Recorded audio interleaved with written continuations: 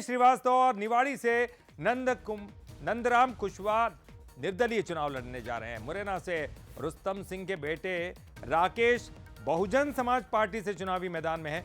बड़वारा से मोती कश्यप, जिनको बीजेपी मनाने में नाकाम रही है। भोपाल हुजूर से बीजेपी से रमेश मालवीय मुश्किल बढ़ाएंगे। जबलपुर से कमलेश अग्रवाल मान गए।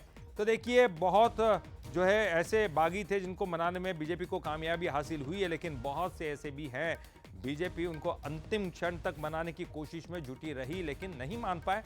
ये जो 4 बागी है ये बीजेपी के लिए मुश्किल बढ़ाएंगे। बुरहानपुर से हर्षवर्धन, निवाड़ी से नंदराम कुशवाहा ये निर्दलीय चुनाव लड़ेंगे और ये बीजेपी के लिए कहीं ना कहीं ये चारों ही बागी मुश्किल बढ़ाते हुए नजर आएंगे।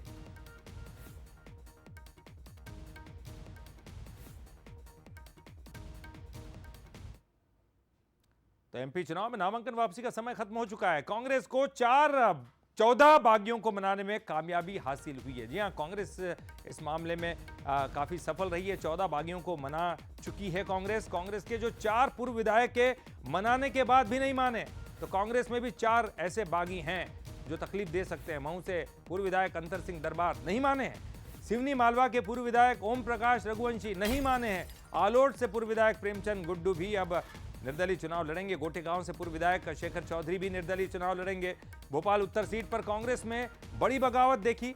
अमीर अकील अपने भतीजे आतिफ अकील के खिलाफ चुनाव लड़ेंगे। दिग्विजय सिंह, कमलनाथ ने बागियों को मनाने की तमाम कोशिशें की। तो देखिए, इस तरह से कांग्रेस में भी 4 बागी जो कि नहीं माने हैं। बीजेपी के भी 4 बागी नहीं माने हैं।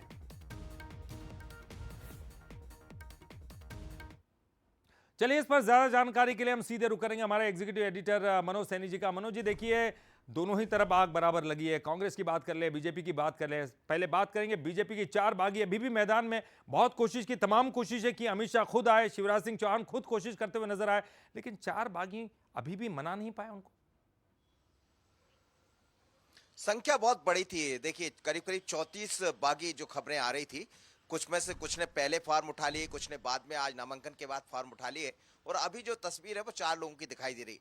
लेकिन इसमें एक रंजना बघेल का और नाम जोड़ देना चाहिए, जो मनावर से मानने में कामयाब हो गई है। इसी तरह माधव सिंह डाबर की खबरें आ रही जावत से, वो भी शायद मान गए हैं। तो अभी ये संख्या और बढ़ सकती। कुल मिलाकर 34 भारतीय जनता पार्टी की तरफ से थे और 35 कांग्रेस की तरफ से। तो जो कांग्रेस की संख्या हमारे दिखाई दे रही है उसमें तो बहुत स्पष्ट है कि 12 की संख्या आ गई। भारतीय जनता पार्टी की जो अभी हमारे सामने है वो करीब आधा दर्जन लोगों की है जिनके नाम की जिक्र हम कर रहे हैं। लेकिन आप यदि भारतीय जनता पार्टी का ही जिक्र कर लें तो जैसे हम बात करें बुरहानपुर की, हर्षवर्धन सिंह मैदान में खड़े हो गए हैं, तो निश्चित है कि मुश्किल बढ़ाएंगे वो अर्चना चिटनिस की। उनके पिता नंद कुमार चौहान भी जब मैदान में रहा करते थे तो कहा जाता था कि दोनों की बड़ी अच्छी बात थी। मतलब अर्चना चिटनिस जब जब आमना सामना होता रहा है और ये कहा जाता रहा है कि वो अर्चना के गुट के हैं, वो नंद कुमार चौहान के गुट के हैं, और उसी लाइन पर शायद उनके बेटे हर्षवर्धन सिंह भी बढ़ गए।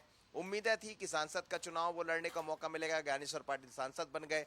उसके बाद उम्मीदें थी कि शायद उस विधानसभा से उनको मौका मिलेगा, लेकिन अर्चना चिटनिस जी को फिर मौका दे दिया, तो वो बागी हो गए हैं और वो उनको बनाने में भारतीय जनता पार्टी नाकाम रही। उज्जैन से हम देख रहे थे, ऐसी खबरें थी पारस जैन की, तो वो पहले ही मान गए। बल्कि एक तरह से कहा जाए तो भारतीय जनता पार्टी के पक्ष में आकर जो प्रत्याशी थे उनके साथ वो खड़े भी दिखाई दिए और प्रस्तावक भी वही बने। अब आप देखिए, इसी तरह हम देख रहे हैं शिवपुरी का एक और नया नाम मुझे दिखाई दे रहा है। इसमें मनीराम लोधी भी मान गए हैं। इस शिवपुरी से थे तो उनको मनाने में भारतीय जनता पार्टी कामयाब रही है। इसी तरह हर्षवर्धन की टीकमगढ़ से के श्रीवास्तव यदि खड़े होते हैं मैदान में तो राकेश के लिए बड़ा मुश्किल हो जाएगा, थोड़ा सा मुश्किलों का सामना करना पड़ेगा। के श्रीवास्तव को मनाने का पूर्व विधायक रहे, उनको मनाने का भरपूर प्रयास किया गया, वो नहीं माने हैं। इसी तरह मुरैना से रुस्तम सिंह के बेटे बसपा से चुनाव लड़ रहे हैं, यानी उनको भी बागी है, वो निर्दलीय ना होते उन्हें बसपा से टिकट मिल गया। और इसी तरह मोती कश्यप जो भारतीय जनता पार्टी जिन्हें मनाने में नाकाम रही है, ये बड़वारा से आते हैं, कटनी के पास। मनोज जी, देखिए, तो आपने कहा जो आपने कहा कि 34 ऐसे नाराज लोग थे जिनको मनाने में सफलता हासिल हुई। हालांकि सिर्फ 4 ही ऐसे थे बीजेपी में जिनको नहीं मना पाई है बीजेपी। लेकिन अगर कांग्रेस की बात करें तो क्या कांग्रेस में ये संख्या ज्यादा थी जो नाराज थे और 4 लोगों को मना पाई है? कांग्रेस की जो तुलना करें अगर बीजेपी के दृष्टि से, तो क्या ज्यादा फायदे में कांग्रेस?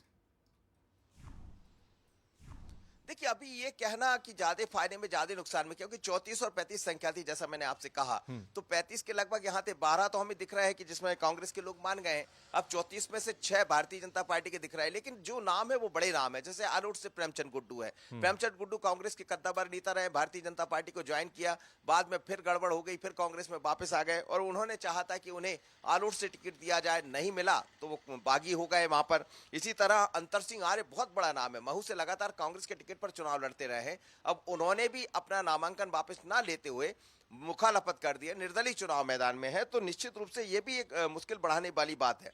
ऐसी 3 और अन्य सीट जिनका आप जिक्र कर रहे थे, 12 सीटें कुल मिलाकर हैं, तो हमें लगता है ये सब बड़े नाम है। इसी तरह भारतीय जनता पार्टी में जैसे जितेन डागा मन्नू हुजूर से है, तो वो भी मान गए हैं, तो कुछ एक को अच्छे लोगों को बनाने में कामयाब भी रही है कांग्रेस, और कुछ जगह उलझन पैदा हो गई। अब वो वक्त नहीं है, नामांकन का जो समय था वो खत्म हो गया है। अब कौन कितने फार्म उठाएगा, कौन क्या होगा, लेकिन जो तस्वीरें नजर आ रही है उसमें एक एक दर्जन दोनों तरफ से बिल्कुल, यानी कि अब नई रणनीति के तहत काम करना पड़ेगा, चाहे फिर बीजेपी हो कांग्रेस हो।